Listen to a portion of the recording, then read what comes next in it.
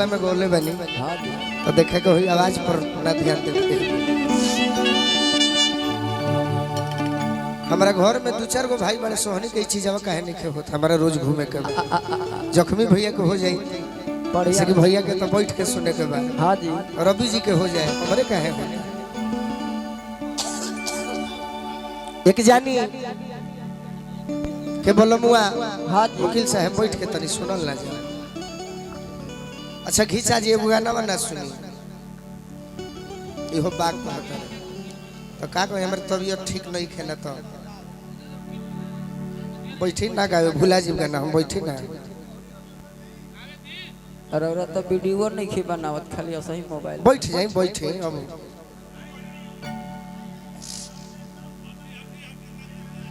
बैठ जाए बाबा चली आई गाना होके दी हटी है ना फैन का मतलब है ना हाँ जी बोलो मुआ कहले कि देखो हम कमाए जाता नहीं हाँ मेहरारू चाहत तो नहीं की जास लेकिन कहत एक दो बात की ठीक बा जाए के बात तो जाई बा की बताई कि आई कहिया आई तो हमारे के कुछ ले ले आई बड़ी पुरान लय हरिद्वार सिंह जी हमारा पिताजी के मित्र हरिद्वार सिंह जी भोजपुर जिला के उहे के गीतिया गावर है कि सड़िया संभार के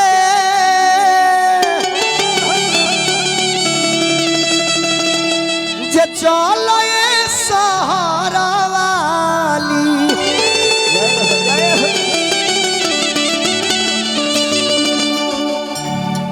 कहवा तू जालू हाली हाली ए सहारा वाली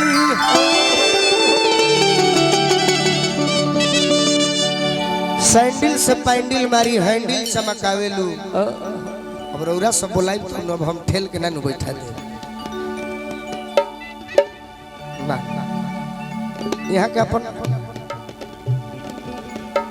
सैंडल से पैंडल मारी हैंडल चमकावेलू हाँ जी अगवो लगा लो दुगो जाली है शहर वाली बाकी मेहरारू कहतरी का हो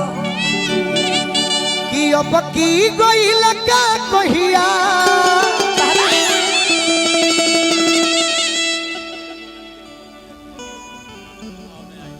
ठीक बा बैठी ना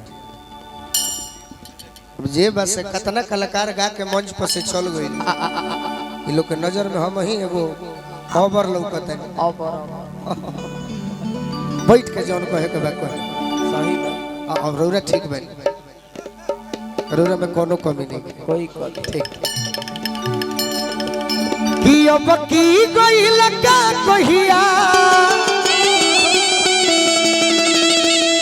ओई बे मुनवा के पापा तो हमारा के का ले ओइबो के मुनवा के पापा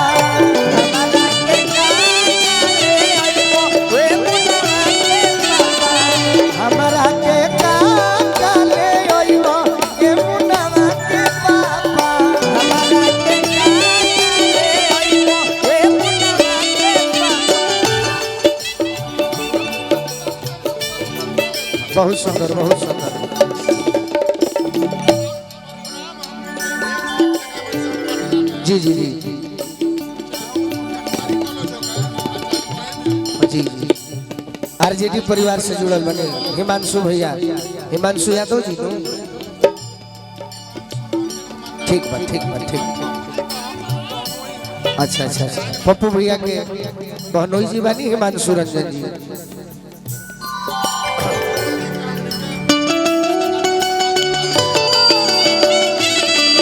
जोहर जिंदगी में घोड़ा तबाह करबू हम बोले मुहावा देखबू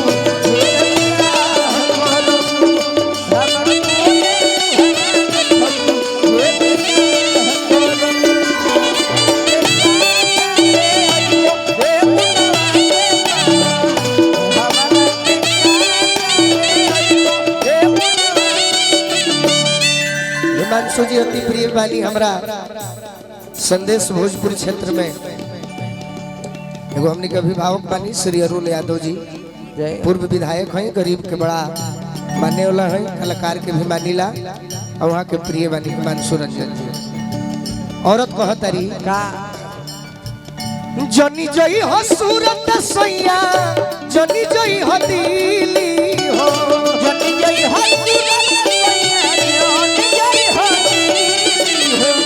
जनी जई हो सूरत सैया, जनी जई हो दिली हो, जनी जई हो सूरत सैया, जनी जई हो दिल्ली हो। हाँ जी यह बॉलीवुड के गायक रही, ये कहूँ गाना ना गाई, खाली सर्दिया पहन के वो कलाकार अगर नौजवानों बा हाँ जी तो लीलावती अस्पताल में पहले चेकअप हो। सही बात। अब बोला नहीं सर मत गाइए,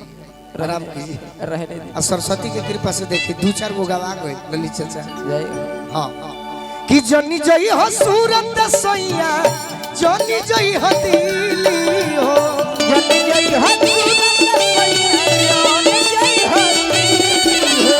तो कहवा जई हो, कहाँ जहाँ हम कहब ओइजा जई हो। अच्छा ओ बक्की बे जई हो काला काला ए मुंडवा के पापा,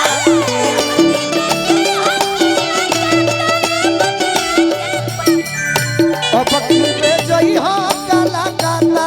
ए मुंडवा के पापा,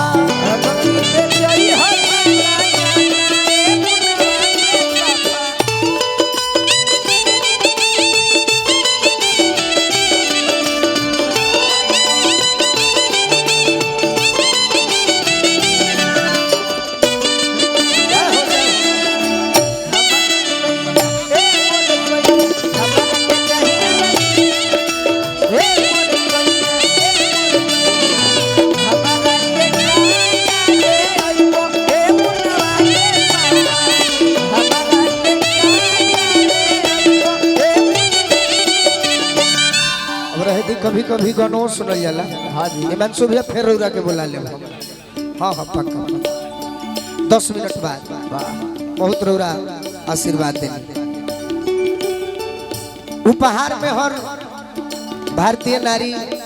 अपना बोलुआ से कहले कि जा तनी तो जितना पेमेंट होला तो इच्छा रहे कि कान के बाली ले ले तन, नाक के नथिया ले ले तन, बाकी मेहरारू कहते कि कुछ ना ना चाही साया साड़ी, ना चाही लहंगा हो, ना चाही नया नहीं चाही साया साड़ी, ना चाही लहंगा हो। का चाही कि हमारा के लोई हो एगो छाता ए मुन्ना के पापा, हमारा के लई हो एगो छाता ए मुन्ना के पापा, हमारा के लोई हो एगो छाता ए मुन्ना के पापा, हमारा के लई हो एगो छाता ए मुन्ना के पापा, अब की कोई लगा कहिया कोई बोए मुन्ना के पापा,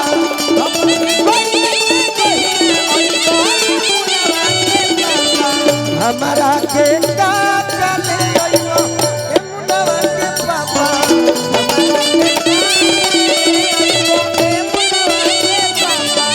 हमारा के काटल आइयो ए मुन्ना के पापा,